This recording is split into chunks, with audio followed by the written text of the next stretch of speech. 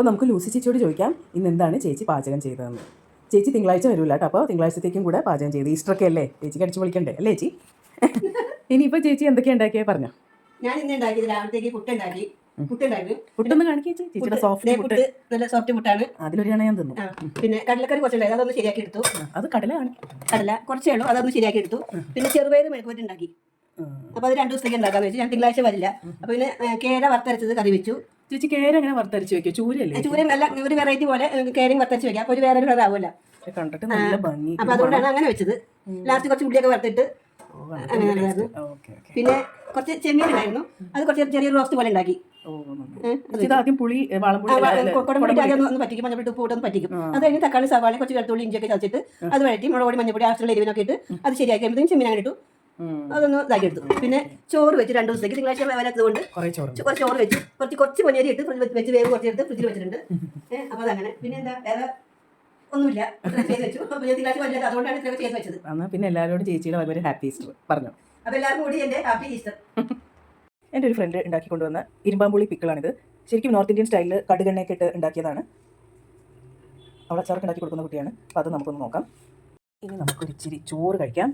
എനിക്ക് സ്റ്റീൽ പാത്രത്തിൽ കഴിക്കുന്നതാണ് ഇഷ്ടം, അതിനൊരു പ്രത്യേക രുചിയാണ്. ചേച്ചിക്ക് അറിയാം എനിക്ക് ചോറ് നല്ല ഇഷ്ടമാണെന്ന്. ചേച്ചി ചോറൊക്കെ ഒരുപാട് ഉണ്ടാക്കി വെച്ചിട്ടുണ്ട്. ഇനി നമുക്കിത്തിരി മെഴുക്ക് പുരട്ടി, പയറൊലത്ത്, ചെറുപയർ ഒലത്ത് അതെടുക്കാം. പിന്നെ നമ്മുടെ സ്റ്റൈല് ദൈവമേ, ചേച്ചി വളരെ പെട്ടെന്നാണ് കേട്ടോ എല്ലാ കറികളും ഉണ്ടാക്കണം. നമുക്ക് തോന്നുന്നു ഒരുപാട് അധ്വാനിച്ച് കഷ്ടപ്പെട്ടിട്ടാണ്, പക്ഷേ ഭയങ്കര ഫാസ്റ്റായിട്ട് ഉണ്ടാക്കും. അതുപോലെ തന്നെ ടേസ്റ്റ്. പക്ഷേ ഒരു കുഴപ്പം, ചേച്ചി ഉപ്പ് അധികം ഇഷ്ടമല്ല, ഉപ്പ് ചിലപ്പോൾ കുറവുണ്ടാവും. പക്ഷെ കണ്ടാ സ്പൂൺ ഇങ്ങനെ ഇടുന്നത് ചേച്ചിക്ക് ഇഷ്ടമാണ്. ഇങ്ങനെ ഇനി ഇത്തിരി ചെമ്മീൻ റോസ്റ്റ്. എനിക്ക് സത്യം പറഞ്ഞാൽ ചെമ്മീനേക്കാൾ ഇഷ്ടം ഈ മസാല. അത് ഈ സൈഡിൽ കിടക്കട്ടെ. Okay, super. ലൂസി ചേച്ചിയുടെ കറി അങ്ങനെയാണ്. ചേച്ചി വെറുതെ കുറച്ച് ഉള്ളി പച്ചമുളക് വെളുത്തുള്ളി എണ്ണയിലിട്ടാൽ മതി, അത് ഭയങ്കര ഒരു ടേസ്റ്റാണ്.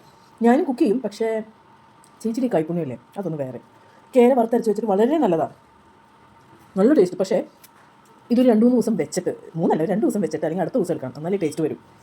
പിന്നെ ചെമ്മീനേക്കാളും ഞാൻ പറഞ്ഞത് എനിക്കിഷ്ടം മസാലയാണ്. ചെമ്മീൻ കുടമ്പുളിയിട്ട് പറ്റിക്കണം, എന്നിട്ട് റോസ്റ്റ് ചെയ്യണം.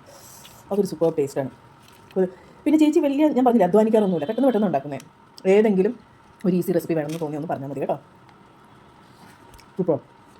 പിക്കിളും അതെ, ഒരു നോർത്ത് ഇന്ത്യൻ സ്റ്റൈലാണ്, കടുകെണ്ണയിൽ ഇരുമ്പാമ്പുളി. ഓക്കെ, നന്നായിട്ടുണ്ട്. ഇങ്ങനെ ഭക്ഷണം കഴിച്ചാൽ പിന്നെ സോറി ഞാൻ വേണം പറയും, ഞാൻ കുറവേ എടുക്കുള്ളൂ, പക്ഷെ എല്ലാം ഞാൻ കൂട്ടും. ഒരു ലൈഫല്ലേ ഉള്ളൂ, നമ്മൾ ഫുഡ് കഴിക്കണ്ടേ. എങ്ങനെ ആൾക്കാർക്ക് ഡയറ്റ് ചെയ്യാൻ തോന്നുന്നു.